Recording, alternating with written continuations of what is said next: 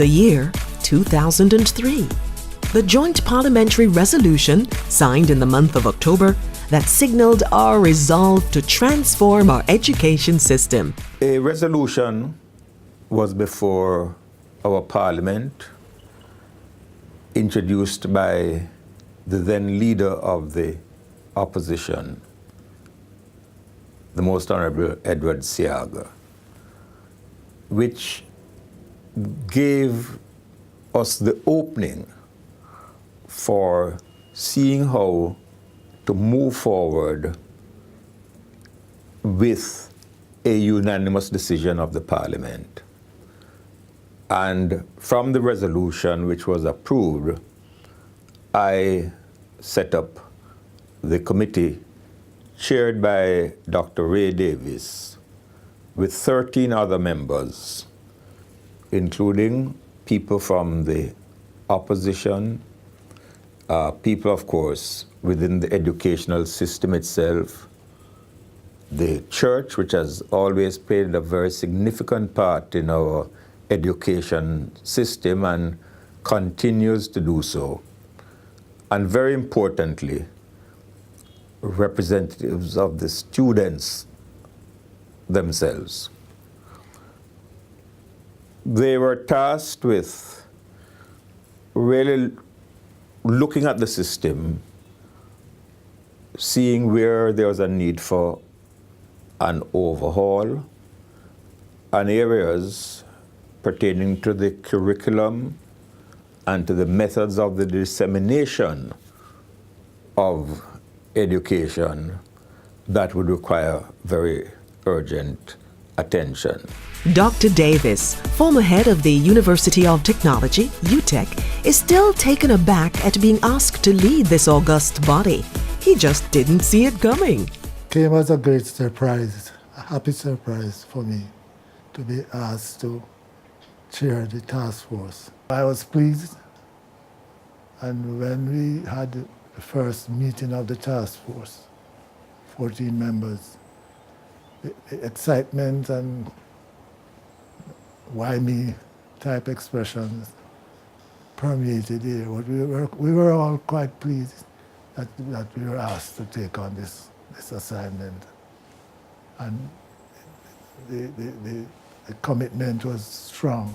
But he remembers oh so well how student representative Junior Rose, president of the Jamaica Union of Tertiary Students, would often bring them back to earth to maintain focus. One of the hot button issues was the cost of financing education, particularly what was known as the cost sharing scheme at the time.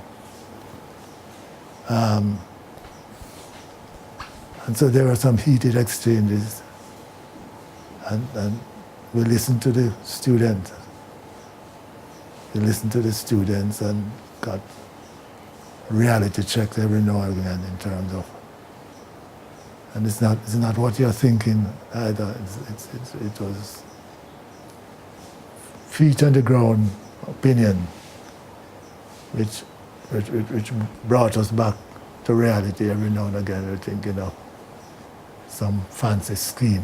A vision for the way forward was arrived at through 9 months of a consultative process which resulted in the task force report being tabled in 2004, a shared vision for education with 143 recommendations, highlighting full stakeholder participation, equitable and accessible education for all, accountability, transparency and performance at all levels, a globally competitive workforce, a disciplined, culturally aware and ethical Jamaican citizen. It was well timed, it was reflective of good practice, and it was demonstrating the need for us to improve and to get a fundamental response to education so that we could bring about some of the changes that we are gradually seeing taking place now. It needed a radical transformation of the systems which were in operation to make sure that that laudable objective of having thinkers and imaginative people and people who are confident coming out of your primary system to make that a reality. So It's been an evolution, but I think that 2003, 2004 decisive thrust for the transformation really was very, very important. I participated in a lot of the consultation and debate. I was actually writing articles challenging the system.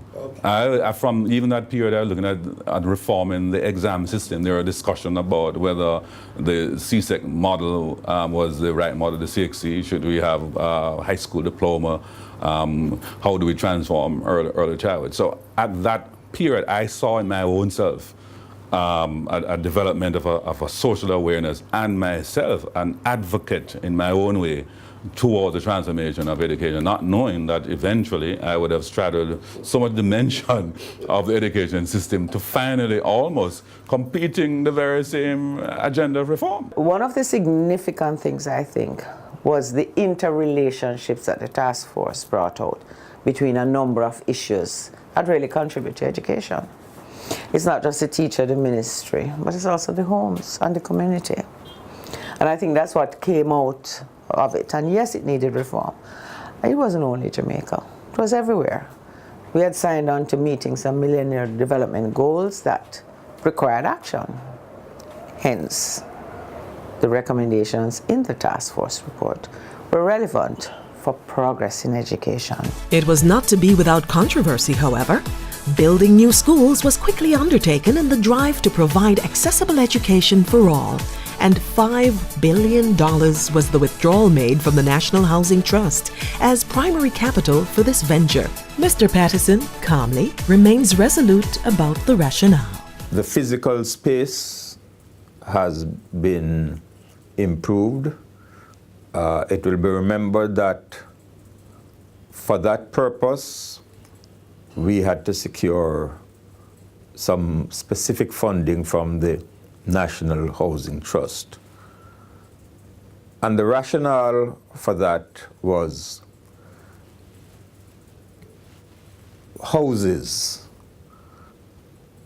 only become homes when the people who occupy them are sensitized, are trained with the social skills which have to be a part of the educational system in determining the kind of society we are. He is not without support. It was a very controversial decision, but I think it really brought to the $5 billion really allowed us to begin that process of retrofitting the schools, taking some off of shift, building some new ones, like in Steertown, where there was an exponential growth in the population because of the tourist industry. Very unplanned, some unplanned areas where you had to now start looking at how do you provide them with just basic educational facilities. So that was an initial good move. Undoubtedly, the bipartisan support for the transformation program has remained the right move. The Education Transformation Project is probably the best example of bipartisan, multi-sectoral cooperation for a national objective. It is rare that there is bipartisan parliamentary sponsorship of a national project. But this one had that, and it worked for the benefit of the entire country towards the mobilization of resources, but more importantly, the mobilization of national attention. We'll be back with the story of the program's development.